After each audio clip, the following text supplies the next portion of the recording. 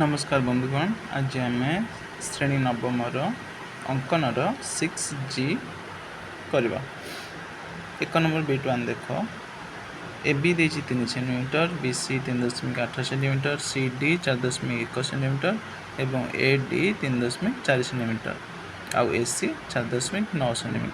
प्रथम रफ टी अंकन करवा। रफ टी अंकन कर सारापर प्रथम कौन करवा ना बी सी बाहु नहीं जा 3.8 सेमी, बी रु ए 3 सेमी काटिबा, सी रु कंपास मन रखी 4.9 सेमी काटिबा, ए बिंदु पाईगले तापर ए बी आउ ए सी जोग करदे। ए रु डी को 3.4 सेमी काटिबा एवं सी रु डी को 4.1 सेमी काटिबा। कंपास रे काटिले आमे ए बी सी डी चतुर्भुज पाइजिबा। तळे लिखिबा अतएव ए बी सी डी एक आवश्यक चतुर्भुज। तापर B2 रे देख ए बी 3.2 सेमी, बी सी 4.5 सेमी, सी डी 4.7 सेमी, ए सी 5.8 सेमी और बी डी 4.1 सेमी। रफ चित्र अंकन करदे। रफ चित्र अंकन कर सारापर देख कर्णद्वय रही आम कौन करवा प्रथम बी आउ सी नहीं जा 6.5 सेमी, बी ठारू कंपास मन रखी डी काटिबा 4.1 सेमी एवं सी ठारू कंपास मन रखी चाप काटिबा 4.7 सेमी। तेबे डी बिंदु पाइजिबा। सेहीपरि बी रु कंपास मन रखी चाप काटिबा 3.2 सेमी एवं सी रु कंपास मन रखी चाप काटिबा 5.8 सेमी। आमे ए बिंदु पाइजिबा। तापरे ए एवं डी की जोग करदेबा।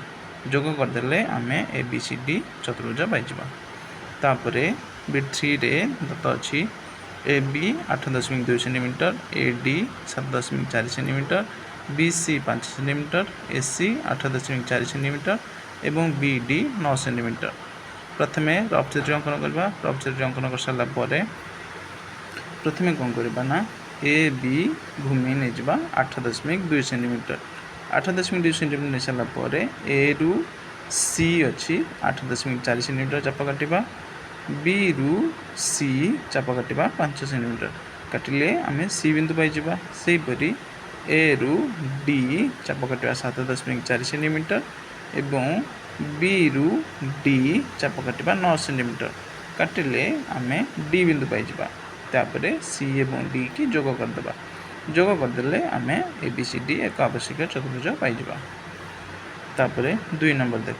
2 नंबर देछि रंबस रो बाहुर दैर्घ्य 6 सेमी, कर्ण 8 सेमी।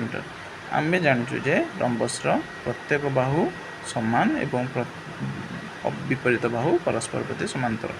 ताहले प्रथम कौन करवा 6 सेमी गोटे भूमि नहीं जा मानकर बी सी ठारे कर्ण ए प्रति आमे चाप अंकन करवा 8 सेमी, बी रु ए बाहु 6 सेमी। ताहले कौन हम ए बिंदु पाइजिबा।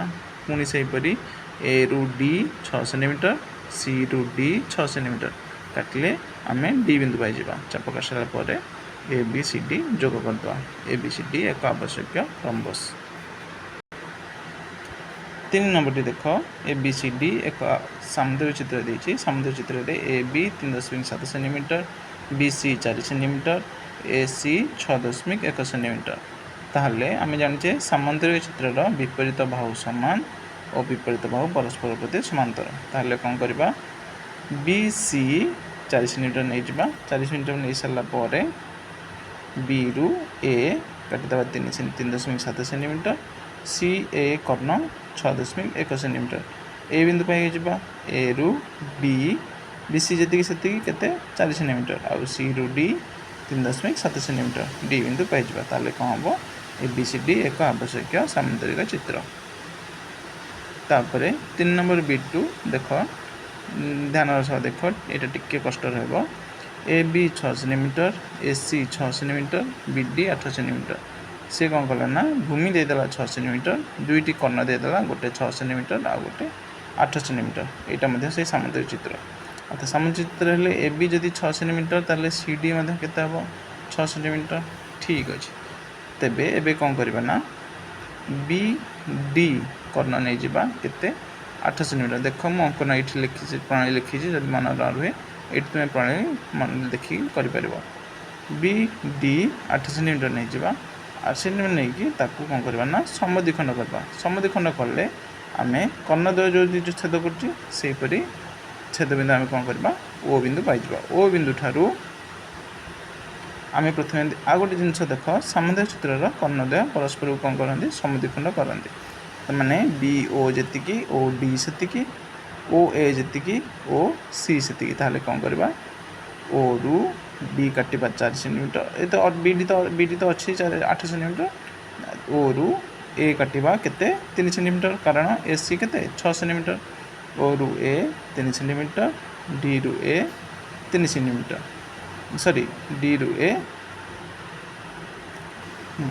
ओ रु ए 3 सेंटीमीटर बी रु ए 6 सेंटीमीटर ए बिंदु पाइबा ए बिंदु पाइगला तापर डी आउ ए को जोग करदा जोग कर सारे कौन हो बी डी आउ ए बिंदु हम पाइगले अच्छा ओ ए जो छेद कर से बाहु को इे बढ़े दे सारापर ए रु ओ जी 3 सेंटीमीटर कंपास नहीं कि ओ रु एपटे सी काटिदेवा काटि सारे आम कौ बिंदु पाइबा सी रु ए को जोग करदे सॉरी सी रु बी की जोग करदे और सी रु डी की जोग करदे जोग कले आम ए बी सी डी कौन सामुदायिक चित्र पाइबा देख आउ थे कही रखुची बी डी नहीं समद्विखंड करदेव ओ रु ए बी रु ए केते ये 3 सेंटीमीटर ये 6 सेंटीमीटर काट सारापर ए रु डी जोग करदेव ओ ए बाहु को इे बढ़ेदेव ओ ए जो 3 सेंटीमीटर से 3 सेंटीमीटर एपटू काटब काटि सारापर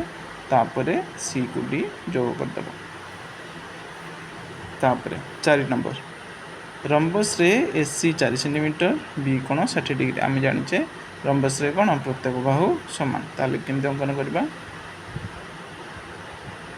बी सी नहीं जावा बी रु ए 4 सेंटीमीटर ए सी मध्य कौन हम 4 सेंटीमीटर सेमती ए रु डी के 4 सेंटीमीटर आउ सी रु डी 4 सेंटीमीटर ताहले कौन हम ए बी सी डी एक आवश्यक रंबस यह बहुत सहज अंकन टे कारण देख जदि यहाँ 60 डिग्री होची एटा मध्य केते हबो सेही 60 डिग्री अच्छा एटा जदि 60 डिग्री ताहले ए टोटल केते हबो 120 डिग्री देखो ए सी कोणटा केते हबो 120 डिग्री एटा रंबस अनुष्ठान तुम बहुत भल भाव जानिथिबो तापर 5 नंबर देख वर्गचित्र रे एसी 5 सेंटीमीटर आम जानिचे जे ए सी कर्ण कौन देछि 5 सेंटीमीटर आम जानिचे वर्गचित्र रे कोण प्रत्येक कोण समकोण एवं प्रत्येक बाहु समान ताले प्रथमे कौन करबा ना ए आउ सी 5 सेंटीमीटर नहीं जावा हाँ आ गोटे जिनस कही रखुची वर्ग जपरी रंबस कर्णद्वय परस्पर समद्विखंड करती सेहीपरि वर्गचित्र में कर्णद्वय परस्पर कौन करती समद्विखंड करती